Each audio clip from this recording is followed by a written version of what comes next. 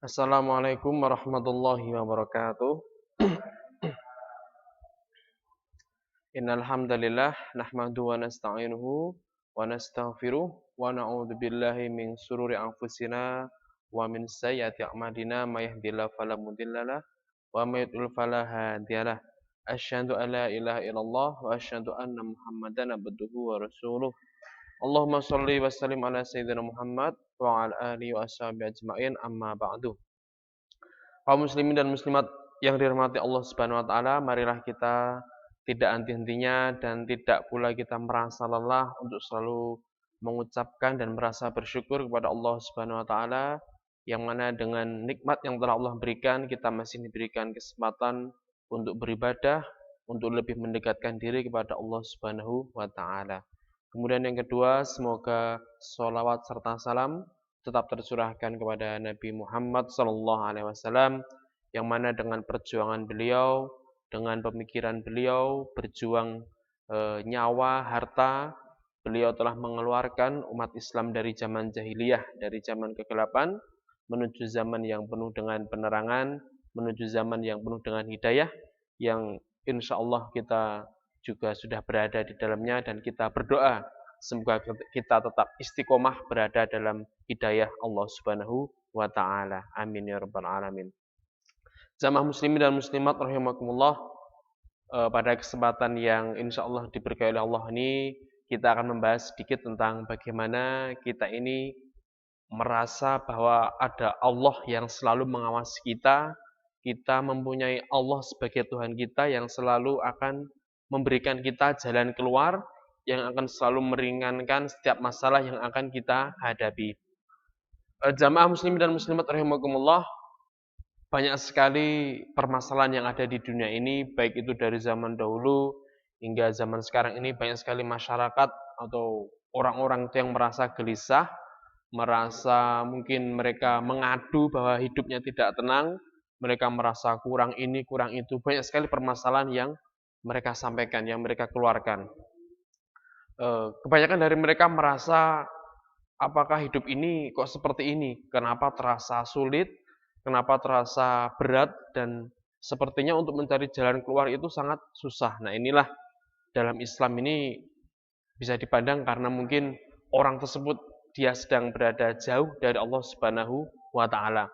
Karena dia jauh dari zat yang memberi petunjuk, maka dia sulit untuk mendapatkan petunjuk.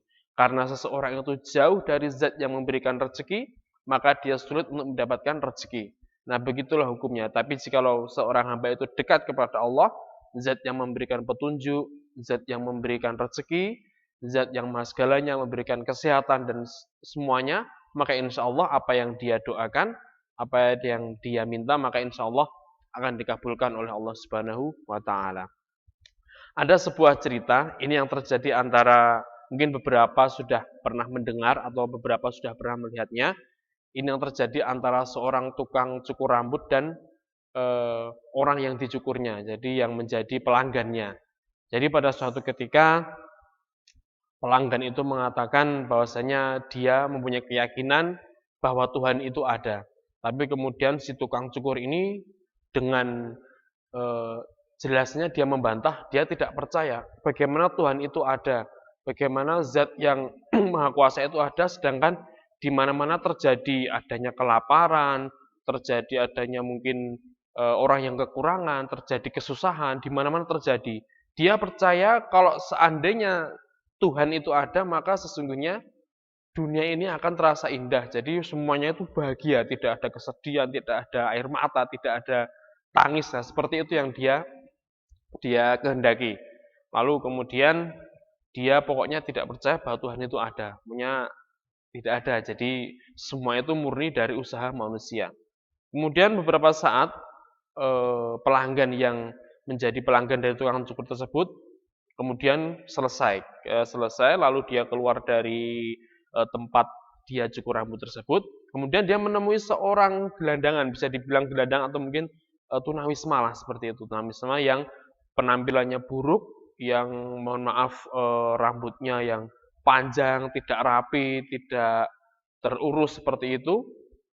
Nah, kemudian dibawalah seorang tunawisma tersebut masuk ke dalam ke dalam tempat si tukang cukur rambut tersebut. Kemudian pelanggannya itu mengatakan bahwa ternyata di kota ini, di daerah ini tidak ada tukang cukur atau tidak ada tukang, tidak ada orang yang bisa merapikan rambut. Dia dengan lantangnya mengatakan tersebut. Dia mengatakan bahwasanya ini buktinya. Buktinya masih ada orang yang rambutnya tidak terurus, tidak rapi, yang rambutnya panjang, pokoknya berantakan seperti itu. Dia mengatakan bahwa di tempat ini tidak ada orang yang bisa merapikan rambut. Nah, kemudian si tukang cukur tersebut merasa marah, merasa ya terhina lah. Kok bisa? Kan saya seorang tukang cukur, saya bisa merapikan rambut, saya bisa membuat dia lebih bersih, lebih indah dipandang seperti itu. Kemudian dia mengatakan seperti itu. Dia menjadi seperti itu karena dia tidak mau datang kepada saya, karena dia tidak mau menemui saya, makanya dia penampilannya lusuh atau kotor seperti itu. Jika dia mau mendatangi saya, maka akan saya bersihkan rambutnya, akan saya rapikan dan sebagainya. Lalu kemudian pelanggan tersebut juga mengatakan, maka seperti itulah Tuhan. Jadi kalau kamu tidak ada niat untuk mendekatkan diri kepada Tuhan, maka kamu akan merasa bahwa Tuhan itu tidak ada. Tapi bagaimana kalau kita mempunyai niat untuk mendekatkan diri kepada Tuhan, dalam agama Islamnya adalah Allah Subhanahu wa taala, maka kita akan merasa bahwa Allah itu akan selalu ada untuk kita. Maka jadi hikmah yang bisa diambil adalah bagaimana kita itu bisa lebih mendekatkan diri kepada Tuhan kita, yaitu Allah Subhanahu wa taala.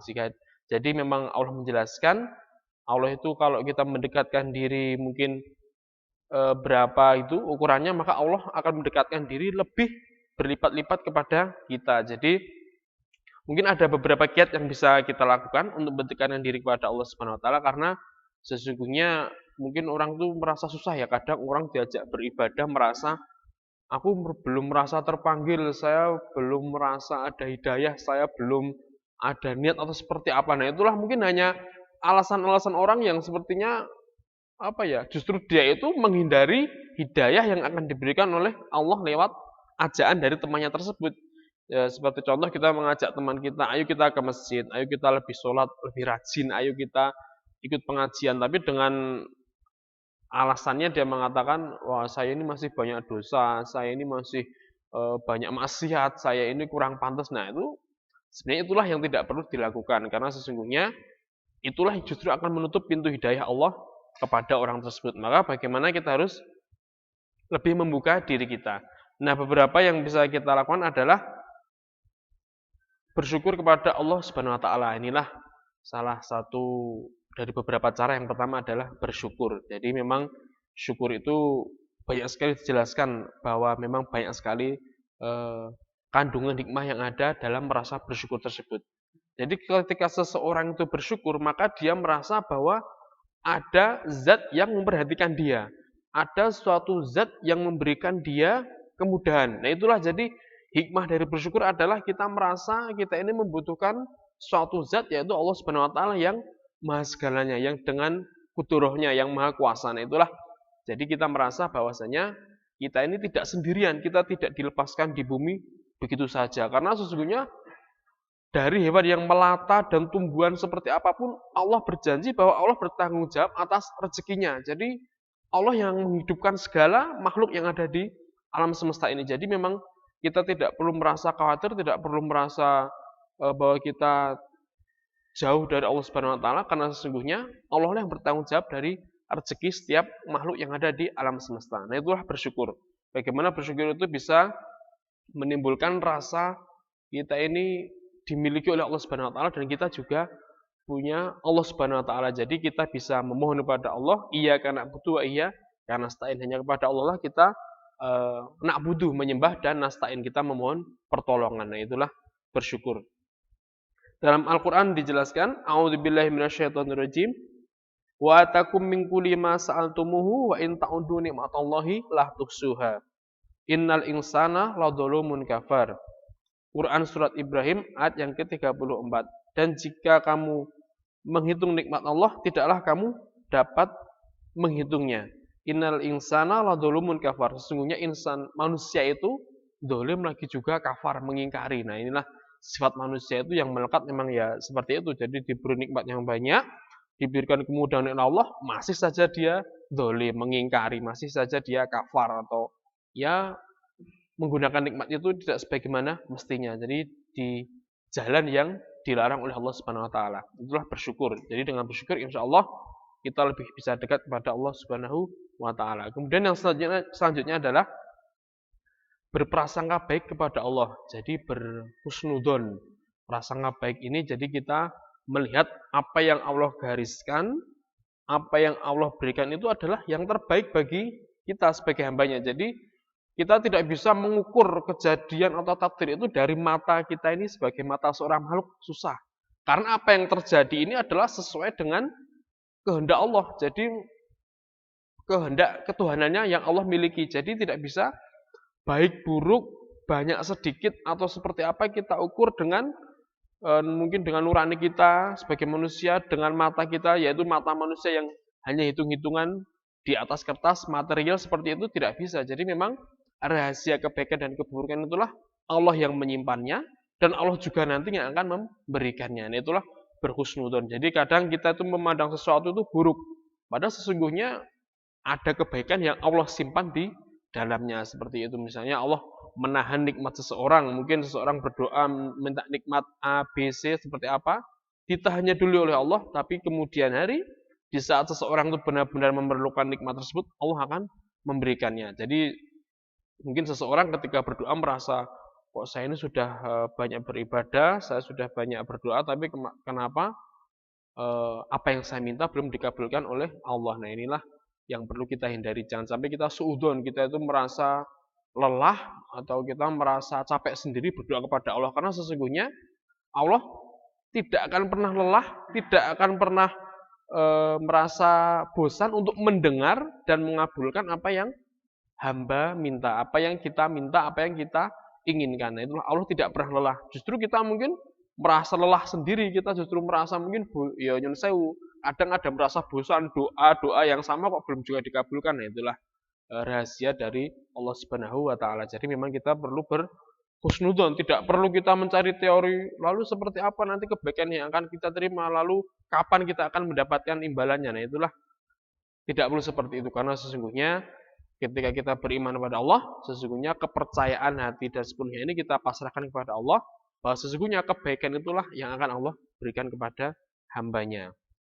Tapi ketika kita memandang sesuatu itu baik, kita ingin mendapatkannya dengan segera, tapi Allah mempunyai rahasia bahwa sesuatu itu buruk, maka Allah juga tidak akan memberikannya. Karena Allah tahu bahwa itu adalah buruk bagi hambanya. Jadi kebalikannya, kita memandang sesuatu baik, belum tentu itu baik untuk kita. Kita memandang sesuatu itu buruk, juga belum tentu buruk untuk kita. Jadi kita pasrahkan apa yang baik dan buruk, baik itu cukup ataupun tidak cukup, itulah yang kita pasrahkan kepada Allah. Jadi insya Allah dengan kita bersyukur kepada Allah Subhanahu wa taala, kita merasa bahwasanya Allah lah yang memberikan kita rezeki, kita lah yang membutuhkan Allah. Nah, inilah dengan rasa butuh dalam diri kita ini, maka kita akan dekat kepada Allah Subhanahu wa taala. Itu yang pertama. Kemudian yang kedua adalah kita berhusnudzon. Jadi kebaikan inilah, prasangka baik inilah yang akan selalu kita panjatkan kepada Allah Subhanahu wa taala. Jadi kita memandang bahwasanya apa yang terjadi ini adalah sebuah kebaikan. Jadi dengan kebaikan itulah maka insya Allah hati kita juga akan merasa lunak. Jadi kita tidak menjadi hati yang keras. Jadi merasa kok semuanya serba salah, semuanya serba kurang. Nah, itulah karena kita terlalu banyak suudzon, terlalu banyak permintaan. Permintaan kita mungkin satu dua, tapi terkabulnya belum tentunya. Kita bersuudzon, maka hati kita akan menjadi yang berantakan, jadi keras, jadi prasangkanya sepertinya kok takdir kok seperti ini. Nah, itulah yang patut kita hindari. Itulah berhusnudzon, jadi berprasangka baik kepada Allah Subhanahu wa taala. Kemudian jamaah muslimin dan muslimat yang selanjutnya adalah kita sabar dan ikhtiar. Sabar dan ikhtiar ini memang ya sepertinya satu paket ya. Kalau sabar saja tapi tanpa usaha ya sepertinya kita tidak ada hasilnya, tapi memang perlu dibarengi. Jadi kita bersyukur kepada Allah, kita berhusnudzon, tapi dalam menghadapi nasib, menghadapi takdir itulah perlu adanya rasa sabar dan ikhtiar. Jadi tidak bisa kita ikhtiar saja, kita merasa hebat, merasa dengan ilmu yang kita miliki, dengan harta yang kita miliki, yang Allah berikan itu, kita tidak perlu berdoa lagi. Nah, itulah tidak pas. Jadi memang semuanya itu saling membutuhkan.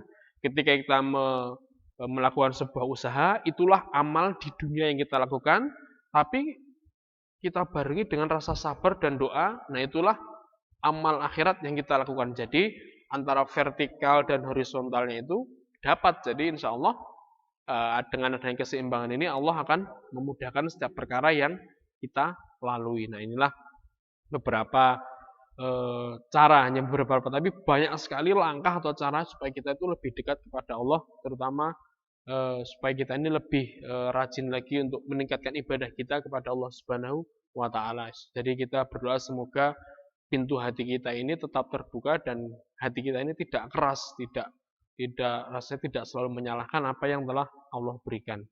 Nah, jamaah muslim dan muslimat, mungkin beberapa yang dapat kami sampaikan, insya Allah pada kesempatan lain waktu bisa kita teruskan lagi bagaimana cara kita mendekatkan diri kepada Allah, karena masih ada yang bisa kita bahas lagi, bisa kita cari lagi bagaimana supaya kita lebih dekat kepada Allah Subhanahu wa taala.